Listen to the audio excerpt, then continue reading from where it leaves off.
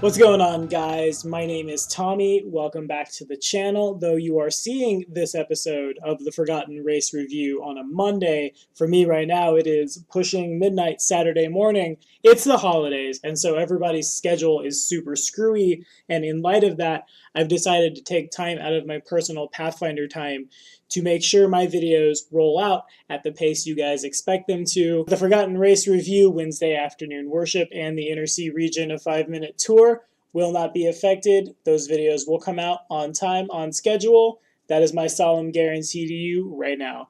At the request of my ever-loving wife, Papa Emeritus on the live stream, Sarah Gaddy at the house, today we're talking about the Grippli.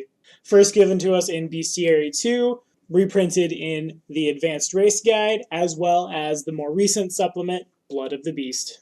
So we talked about net neutrality a lot on this channel, and as I'm sure everybody knows now, net neutrality has been repealed. Though that is definitely not the outcome we wanted, and though, yes, it can definitely impact me, you, and every other person on YouTube, I'm still going to be out here making videos, I'm still going to be out here putting out content. And though I don't want to turn this channel into a political platform, I am going to go ahead and say thank you to everyone who called, thank you to everyone who wrote emails. For the time being, we're just going to have to see what the future holds.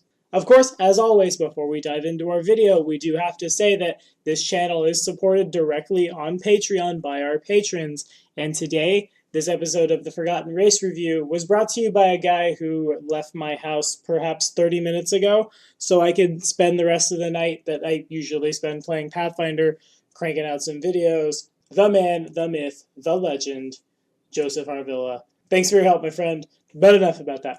Let's dive into the video. Frogs play a variety of roles in culture, appearing in folklore and fairy tales such as the story of the Frog Prince. In ancient Egypt and Mesopotamia, frogs symbolize fertility because, after all, they were born after the annual flooding of the Nile River. Gripplis, however, are not the first instance of anthropomorphic frogs in the RPG world, as first, Dungeons & Dragons had a race known as the Bullywug. They are portrayed as a violent race of marsh-dwelling frog-like humanoids, and they were first introduced in the first edition of Advanced Dungeons & Dragons in the game's original Fiend folio, and they continue to appear in the game's 2nd edition, 3rd edition, 4th edition, and 5th edition. Pathfinder's Gripplis are small, intelligent, humanoid tree frogs that live in primitive societies deep in the forests and marshes of the world. They hunt giant insects and eat fruits and flowers from their tree homes, often bartering with more advanced races for metal and gemstones. A Grippli hatchling develops into adulthood in less than a year, and unless they meet a violent end from something in the forest that's a little hungry, they live to be around 60 years old, their skin graying and losing its luster as they age. In the Inner Sea region, Gripplis are an uncommon sight because few of them leave their jungle homes to see the world. Although they were once very common throughout the Mwangi expanse, Gripplis have found themselves penned in by expansionist Charuka coming from the east and profiteering humans from the west. Fortunately enough for them, Grippli are rarely seen as a threat, as much for their relatively primitive technology as for their modest ambitions. What a Grippli lacks in advanced industry, he or she gains in attunement to the natural environment. A combination of warm and cool skin tones helps camouflage the Grippli in flowering jungles and healthy wetlands, and their splayed toes and hooked toe pads make navigating silty water and towering trees second nature to the race. This connection goes beyond physical features. Over millennia, the Grippli has developed a rich religious and cultural tradition to care for their homes. Some tribes that reside near corrupted sites where nature reclaimed a bloody battlefield or a vile temple have developed ways to stem the tides of these evils, and in a way, this makes the Grippli an indicator of an area's spiritual health. But enough about that, let's get down to the numbers.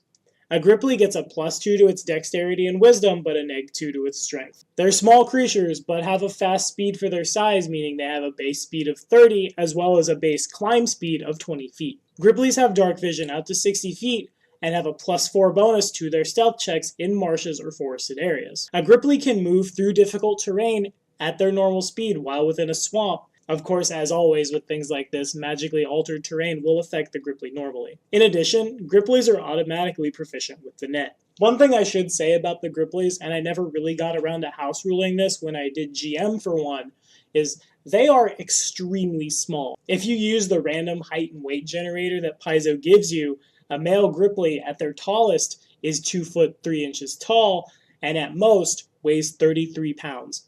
In comparison, a halfling at its absolute tallest, again, if we run the random numbers used in the advanced race guide, is 3 feet tall. So in my opinion, and again, I never ran it, so playtesters beware, I suppose, a Grippli feels more like it's size category tiny than it does size category small. The base height for a female Grippli, after all, is 1 foot 5 inches tall, or 17 inches. Go ahead, stop, I'll wait, find a ruler, mark out 17 inches somewhere. Yeah, that's how big your Grippli is. That said, I think my favorite way to play a Grippli, and the climb speed only supports this, is to build some sort of like turret that climbs on top of even a size category medium player sitting on their shoulder firing down. The Grippli is built for this. Having the climb speed means we have no problem climbing up our friends' backs and shooting down. If we're using something like a javelin or, again, the net we are proficient with, there's nothing saying we couldn't just like put a hand on the back of our friend's neck, have our feet somewhere on like the small of his back, and be just chucking javelins over his head, turning ourselves into probably the most adorable little turret you've ever seen. Of course, I may be a little biased because I did GM from 1 to 20 plus for the woman who I'm going to spend the rest of my life with, a Grippli Magus / Arcane Archer. So maybe my vision is a little skewed. We'll turn it over to you guys. Have you ever played a Grippli before? Would you want to play a tiny little tree frog thing shooting at people? Would you play a tiny little tree frog from an isolated culture? If so, or if not, tell me all about it in the comments below and we'll keep the conversation going. As always, be sure to like and subscribe for more videos. The next episode of the Forgotten Race Review drops next Monday.